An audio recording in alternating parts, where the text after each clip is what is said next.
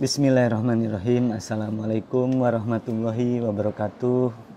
Ketemu lagi dengan saya Edi Sutisna di kelas belajar menulis dan membaca Al-Quran. Kita masuk ke sesi yang kedua ya teman-teman. Bismillah.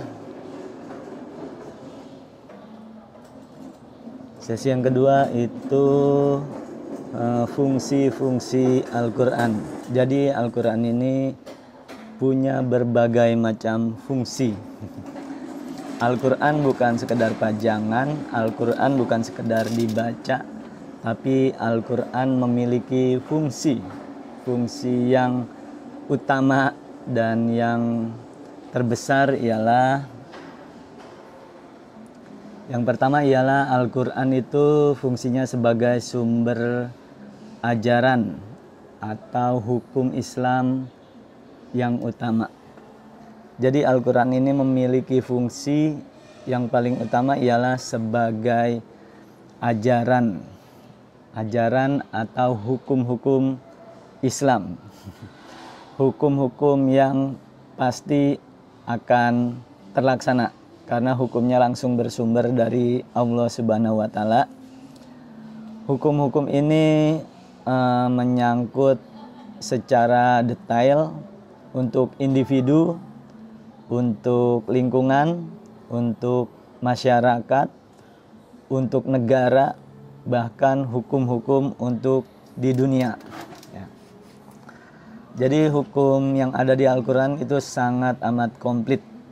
Aturan-aturan atau ajaran atau tata cara bagaimana kita menjalani hidup di dunia, baik sebagai individu, kita harusnya seperti apa, tujuan manusia diciptakan untuk apa, dan nanti akan kembali kemana, dan nanti akan ada persidangan, masing-masing individu akan disidang. Itu semuanya dijelaskan dalam Al-Quran. Baik dalam hukum-hukum berumah tangga,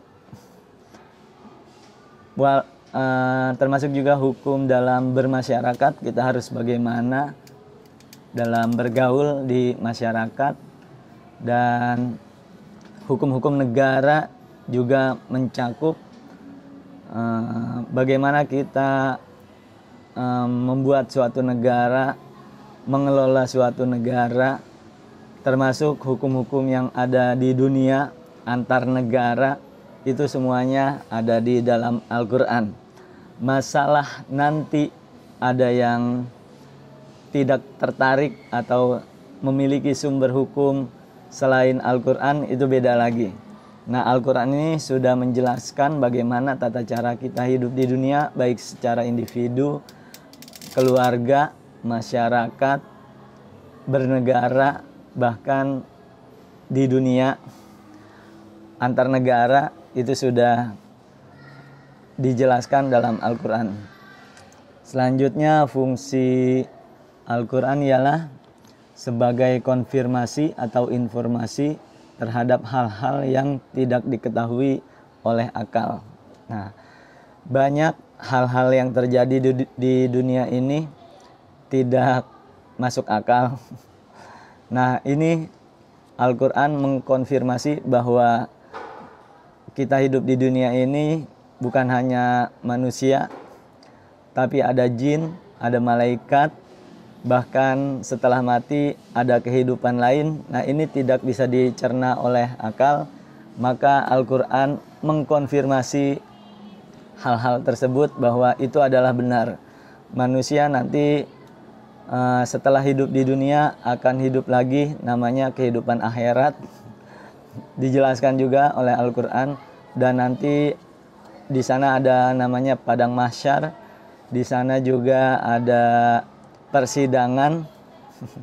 Di sana juga ada tempat yang abadi, surga ataupun neraka. Itu semua tidak bisa dicerna oleh akal, maka Al-Quran mengkonfirmasi informasi-informasi yang tidak bakalan masuk akal. Selanjutnya, fungsi Al-Quran ialah petunjuk hidup manusia ke jalan yang lurus tentang berbagai hal, walaupun petunjuk tersebut terkadang bersifat umum atau menghendaki penjabaran dan rincian. Nah, salah satu fungsi Al-Quran ialah sebagai petunjuk hidup. Walaupun nanti di Al-Quran masih amat sangat global, nanti ada perincian-perinciannya dirincikan oleh Rasul Nabi Muhammad SAW, dan dijabarkan juga oleh Rasulullah SAW yang belum dimengerti apa yang ada dalam Al-Quran. Disitulah fungsi Rasul sebagai utusan Allah. Dia juga menjelaskan secara detail dan gamblang ayat-ayat Al-Quran yang mungkin belum bisa difahami oleh manusia. Tapi intinya Al-Quran ini sebagai petunjuk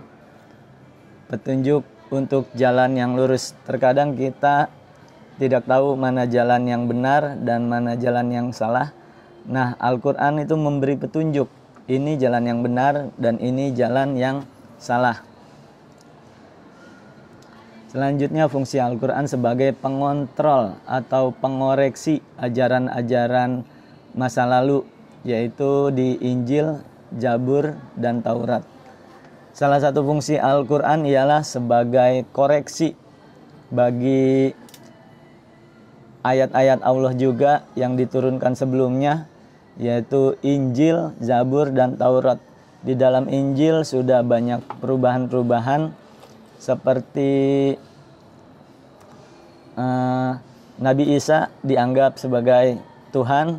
Nah, di sini Al-Quran mengkoreksi Nabi Isa hanyalah manusia yang diutus sebagai nabi dan rasul dan membawa kitab yang diturunkan juga oleh Allah. Di situ Al-Quran mengkoreksi bahwa tidak ada Tuhan yang wajib dan berhak disembah kecuali Allah. Bukan makhluk, bukan manusia, termasuk bukan Nabi Isa. Makanya di dalam Injil ini banyak perubahan-perubahan yang diselewengkan oleh orang-orang yang tidak bertanggung jawab. Nah, Al-Quran sebagai koreksinya. Terus juga di dalam kitab Zabur dan Taurat juga banyak perubahan-perubahan, seperti Allah mempunyai anak. Nah, malaikat-malaikat itu sebagai anak Allah di dalam kitab Zabur itu, maka Al-Quran mengkoreksi. Allah tidak beranak dan tidak diperanakan. Malaikat-malaikat ini hanyalah hamba-hamba Allah, bukan anak-anak Allah. Dan Allah pun tidak beristri, karena sebagian di kitab yang Allah turunkan seperti Zabur dan Taurat, Allah mempunyai istri katanya. Enggak, Allah bukan makhluk, Allah tidak mempunyai istri. Maka Al-Quran mengkoreksi itu semua, mengkoreksi kitab-kitab yang Allah turunkan sebelumnya yang sudah dirubah-rubah oleh orang yang tidak bertanggung jawab. Nah, makanya Al-Quran mengkoreksi itu. Kemudian selanjutnya menjadi hujah. Al-Quran itu menjadi hujah atau bukti yang kuat atas kerasulan Nabi Muhammad SAW. Nah, Al-Quran ini menjadi dalil, menjadi hujah, menjadi argumen, menjadi pegangan bahwa Rasulullah Muhammad SAW itu adalah utusan Allah yang diutus membawa wahyu, membawa firman-firman Allah, membawa Al-Quran. Dan Al-Quran ini harusnya dijadikan sebagai ajaran bagi seluruh manusia yang hidup di muka bumi ini. Jadi Rasulullah SAW itu tidak bisa baca dan tidak bisa menulis. Itu membuktikan bahwa Al-Quran bukan karangan Nabi Muhammad, Al-Quran bukan tulisan Nabi Muhammad. Maka di dalam Al-Quran ini pun dijelaskan Muhammad Rasulullah SAW adalah ummi. Ummi yaitu tidak bisa baca dan tidak bisa menulis. Muhammad Rasulullah SAW adalah utusan Allah yang Allah utus. untuk menjadi utusan atau delegasi dari Allah kepada seluruh makhluk yang ada di muka bumi ini sampai hari kiamat. Seluruh makhluk ya, seluruh makhluk termasuk jin dan manusia. Kemudian selanjutnya Al-Furqan, yakni pembeda benar dan salah fungsi Al-Quran. Berikutnya yakni Al-Furqan yang memiliki arti pembeda antara kebenaran dan kesalahan. Nama ini dalam surat Al-Furqan ayat 1. Maha suci Allah yang telah menurunkan Al-Furqan kepada hambanya agar dia menjadi pemberi peringatan kepada seluruh alam. Nah, Al-Quran ini salah satu fungsinya yang utama ialah sebagai peringatan. Peringatan bagi siapa? Bagi seluruh alam, bagi seluruh manusia dan seluruh jin. Dijelaskan dalam Al-Quran bahwa Al-Quran memperingati manusia-manusia yang menentang Allah, yang tidak menyembah Allah, diperingati. Harusnya seluruh manusia menyembah Allah karena Allah itu Tuhan untuk seluruh manusia. Allah yang menciptakan kita semua, Allah yang menciptakan seluruh makhluk yang ada di muka bumi ini termasuk planet-planet. Maka seharusnya kita menyembah hanya kepada Allah, bukan menyembah kepada yang lain. Kalau kamu tidak menyembah hanya kepada Allah, maka Al-Quran ini memperingati akan adanya hisab, pembalasan bagi orang-orang yang tidak menyembah Allah. Karena tujuan manusia diciptakan di muka bumi ini hanya untuk beribadah atau menyembah kepada Allah Subhanahu wa Ta'ala. Kalau kamu tidak menyembah kepada Allah, lihat apa yang terjadi. Kamu akan dihisab, dimintai pertanggungjawabannya, kemudian akan dimasukkan ke dalam neraka. Nah, begitulah cara Al-Quran memperingati manusia-manusia yang tidak menyembah Allah. Jadi Al-Quran ini salah satunya sebagai peringatan bagi orang-orang yang tidak nurut kepada Allah, bagi orang-orang yang bandel, diperingatkan.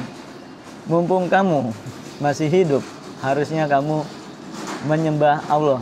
Aturan-aturan yang ada di dunia itu seperti ini, seperti ini, seperti ini. Ada sholat, ada puasa, ada zakat, ada berbuat baik kepada sesama, ada sedekah, ada membaca Al-Quran, lain-lain. Banyak sekali perintah-perintah yang Allah berikan kepada manusia. Kalau manusia tidak menuruti, maka akan diperingati dulu sama Allah.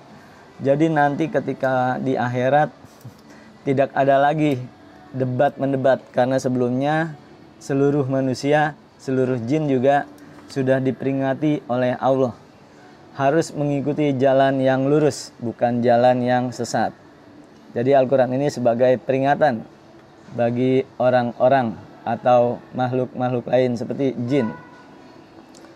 Kemudian selanjutnya Az-Zikr, yakni Al-Quran ini sebagai pemberi peringatan. Al-Quran juga berfungsi sebagai Az-Zikr, artinya pemberi peringatan.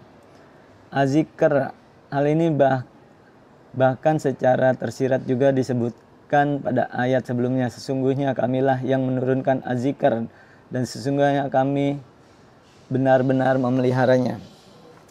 Jadi selain Al-Quran sebagai peringatan, Allah juga akan memelihara Al-Quran. Tidak ada perubahan, tidak ada penambahan, dan tidak ada pengurangan satu huruf pun. Ini dalil bahwa Al-Quran ini akan Allah terus pelihara sampai hari kiamat. Sampai detik-detik menjelang hari kiamat, Al-Quran ini akan diangkat. Jadi sewaktu Al-Quran ini diturunkan, maka Allah terus menjaga Al-Quran ini agar tetap utuh seperti sedia kalanya waktu pertama kali diturunkan sampai sekarang. Tidak ada yang berkurang satu huruf pun, dan juga tidak ada penambahan satu huruf pun, tidak ada penambahan dan pengurangan satu kalimat pun dan kata-kata dalam Al-Quran semuanya dari Allah Subhanahu wa Ta'ala. Allah sendiri yang akan memeliharanya, Tuhan semesta alam. Selanjutnya, bentar. Selanjutnya, Al-Quran sebagai pelajaran atau nasihat. Fungsi Al-Quran selanjutnya adalah al-maudoh, berarti pelajaran atau nasihat. Nama ini keluar dalam ayat, hai manusia, sesungguhnya telah datang kepadamu pelajaran dari Tuhanmu dan penyembuh bagi penyakit-penyakit yang ada dalam dada dan petunjuk serta rahmat bagi orang-orang yang beriman. Fungsi Al-Quran selanjutnya ialah yang pertama sebagai pelajaran.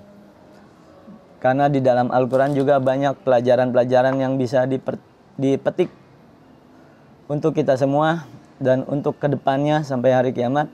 Seperti pelajaran-pelajaran tentang kaum Nabi Nuh yang dihancurkan oleh Allah dengan banjir yang sangat besar. Karena dia tidak mau nurut sama Allah, tidak beribadah kepada Allah, tidak menyembah kepada Allah. Termasuk kisah-kisah yang ada di dalamnya banyak sekali. Nah, ini juga untuk pelajaran bagi kita semua, bagi semua yang ingin mengambil pelajaran dari umat-umat yang terdahulu supaya jangan sampai terulang lagi.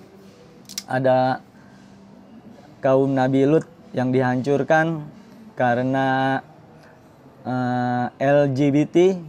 Nah, harusnya kita di zaman sekarang yang LGBT itu harusnya belajar dan mengambil pelajaran dalam Al-Quran bagaimana kaum Nabi Lut dimusnahkan dalam satu malam karena menyukai sesama jenis.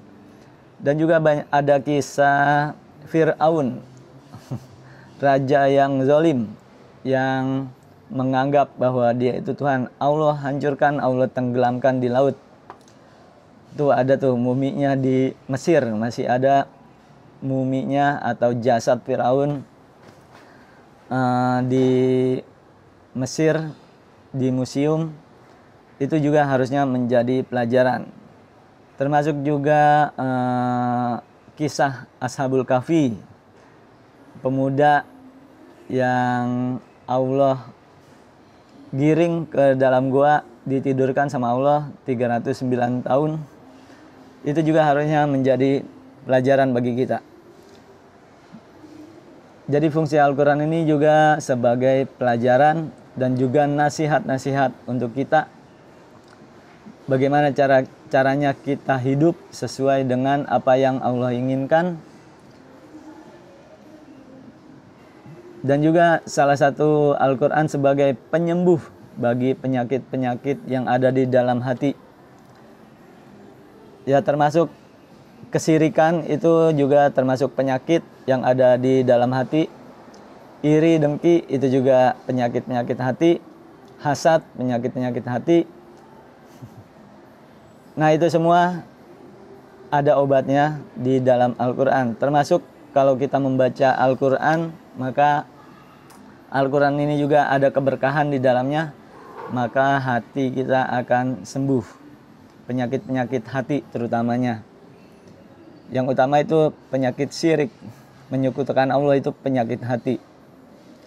Selanjutnya banyak ya teman-teman, atau teman-teman bisa baca sendiri ya. Sudah saya kirim makalahnya di grup ya. Asy-Syifa, yakni penyembuh. Fungsi Al-Quran selanjutnya ialah penyembuh. Dan kami turunkan dari Al-Quran suatu yang menjadi penawar dan rahmat bagi orang-orang yang beriman. Dan Al-Quran tidaklah menambah kepada orang-orang yang zalim selain kerugian. Al-Quran ini diturunkan oleh Allah sebagai rahmat bagi orang-orang yang beriman, bagi orang-orang yang mengimani adanya Allah, yakin kepada Allah. Dan Al-Quran ini justru akan menjadi bumerang atau kerugian kepada orang-orang yang zalim. Karena orang-orang yang zalim ini bakalan Allah hisab ya, Allah mintai pertanggungjawaban. Maka dia akan berada dalam kerugian. Selanjutnya al-hukmu sebagai peraturan. Al-Quran ini juga sebagai peraturan, banyak aturan-aturannya. Kita hidup di dunia harus ada aturan-aturannya. Nah, Al-Quran ini sudah menjelaskan peraturan-peraturan. Tidak boleh berzina, tidak boleh meminum khamr, tidak boleh memakan babi, tidak boleh memakan yang haram, harus yang halal. Itulah aturan-aturannya yang Allah tetapkan untuk manusia agar kehidupan kita di dunia menjadi baik dan kita akan Allah, dan setiap manusia akan Allah balas dengan kebaikan juga. Keburukan akan Allah balas dengan keburukan, kejahatan akan Allah balas dengan kejahatan juga, kebaikan akan Allah balas dengan kebaikan juga. Bagi orang-orang yang berbuat baik, maka Allah akan membalasnya dengan memasukkan dia ke surga. Bagi orang-orang yang zalim, yang jahat, maka akan Allah balas, Allah masukkan ke dalam neraka, dan di sana akan Allah siksa ke dalam neraka. Selanjutnya Al-Quran sebagai al-hikmah, kebijaksanaan. Al-Quran sebagai al-hikmah di surat Al-Isra ayat 39. Itulah sebagai hikmah yang diwahyukan Tuhanmu kepadamu. Janganlah kamu mengadakan Tuhan selain Allah, yang bisa menyebabkan kamu dilemparkan ke dalam neraka dan keadaan tercela lagi dijauhi. Jadi Al-Quran ini penuh dengan hikmah-hikmah sebagai al-hikmah. Banyak hikmah-hikmah yang terkandung di dalam Al-Quran. Selanjutnya fungsi Al-Quran sebagai al-huda, petunjuk. Di surat Al-Jin ayat 13, barang siapa beriman kepada Tuhannya, maka ia tidak takut akan pengurangan pahala dan tidak pula akan penambahan dosa serta kesalahan. Petunjuk-petunjuk untuk manusia untuk menjalani hidup di dunia itu banyak ya dalam Al-Quran. Manusia harus bagaimana. Al-Quran juga sebagai rahmat atau kasih sayang. Dan sesungguhnya Quran itu benar-benar menjadi petunjuk dan rahmat bagi orang-orang yang beriman. Udah jelas ya. Al-Quran juga sebagai al-bayan, penerang. Al-Quran ini sangat terang menerang ya, ilmu-ilmunya luar biasa. Ini adalah penerangan bagi seluruh manusia dan petunjuk serta pelajaran bagi orang-orang yang bertakwa. Kalau kita mempelajari Al-Quran, maka tidak akan ada kegelapan. Semuanya terang menerang. Seperti kita jalan di tengah malam, kalau tidak ada lampu, maka kita akan meraba-raba. Setelah kita membaca Al-Quran, memahami arti-artinya, memahami makna-maknanya, maka kita akan terang menerang. Kita akan tahu bagaimana jalan kita yang lurus, karena sudah terang jalannya, tinggal jalan saja mengikuti petunjuk Al-Quran. 15. Al-Busra sebagai kabar gembira. Nah, Al-Quran juga diturunkan kepada seluruh makhluk sebagai kabar gembira. Katakanlah, wahai Jibril, menurunkan Al-Quran itu dari Tuhanmu dengan benar untuk meneguhkan hati orang-orang yang telah beriman dan menjadi petunjuk serta kabar gembira bagi orang-orang yang berserah diri kepada Allah. Tentunya kabar gembira bagi orang-orang Islam, bagi orang-orang Muslim, bagi orang-orang yang beriman kepada Allah. Nah, bagi orang-orang yang tidak beriman kepada Allah, bagi orang-orang kafir, orang-orang musyrik, maka kehancuran bagi dia. Kabar gembira bagi orang-orang yang beriman, maka orang-orang yang beriman akan mendapat balasan surga di sisi Allah. Selanjutnya sebagai An-Nur. Hai manusia, sesungguhnya datang kepadamu bukti kebenaran dan Tuhanmu, dan telah kami turunkan kepadamu cahaya yang terang menerang. Jadi Al-Quran ini sebagai cahaya. Kenapa sebagai cahaya? Karena cahaya itu terang. Jadi dia akan tahu yang mana yang benar, yang mana yang salah, jalan yang lurus dan jalan yang sesat dia akan tahu. Maka orang-orang yang mempelajari Al-Quran, dia akan memilih jalan yang lurus, bukan jalan yang sesat. Kemudian selanjutnya Al-Quran ini sebagai pedoman bagi makhluk. Ini adalah pedoman bagi manusia, petunjuk dan rahmat bagi kaum yang meyakini. Al-Quran ini sebagai pedoman, sebagai petunjuk dan rahmat bagi manusia. Selanjutnya Al-Balag. Dan ini adalah kabar gembira yang sempurna bagi manusia, dan supaya mereka diberi peringatan dengannya, agar mereka mengetahui bahwa Dia adalah Tuhan yang Maha Esa, dan agar orang yang berakal mengambil pelajaran. Nah, di sini hanya orang-orang yang berakal yang bisa mengambil pelajaran dari Al-Quran. Hanya orang-orang cerdas ya, orang yang masalahnya sangat terang menerang ilmu yang ada dalam Al-Quran. Orang yang tidak cerdas tidak bisa mengambil pelajaran dari sana, hanya orang-orang yang cerdas. Makanya orang yang bisa mengambil pelajaran dari Al-Quran itu Allah menyebutnya orang yang cerdas, orang yang pintar, karena dia tahu kehidupan di dunia ini hanyalah sementara. Dia tahu itu, dan kehidupan di akhirat adalah kehidupan yang abadi dan selamanya. Maka orang cerdas akan memilih kehidupan yang abadi, yang amat sangat panjang, daripada kehidupan di dunia yang hanya sebentar, paling mentok 100 tahun. Tidak ada orang yang 200 tahun, 300 tahun, nggak ada ya. Paling mentok rata-rata 100 tahun, bahkan rata-ratanya 60 tahunan kita hidup di dunia ini.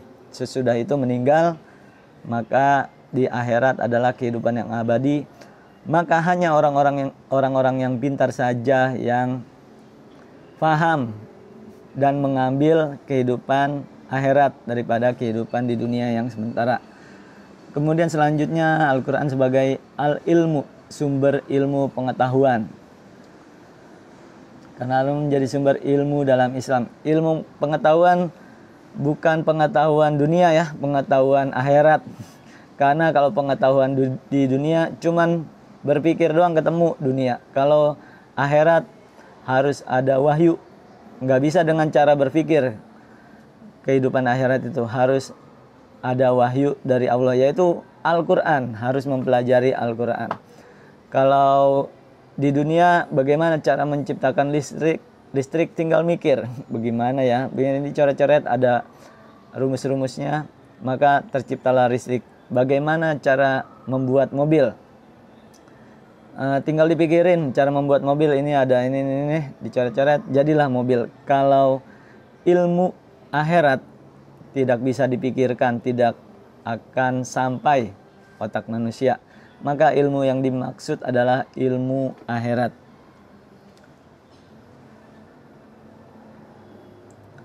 Selanjutnya fungsi Al-Quran adalah sebagai al-haq, kebenaran.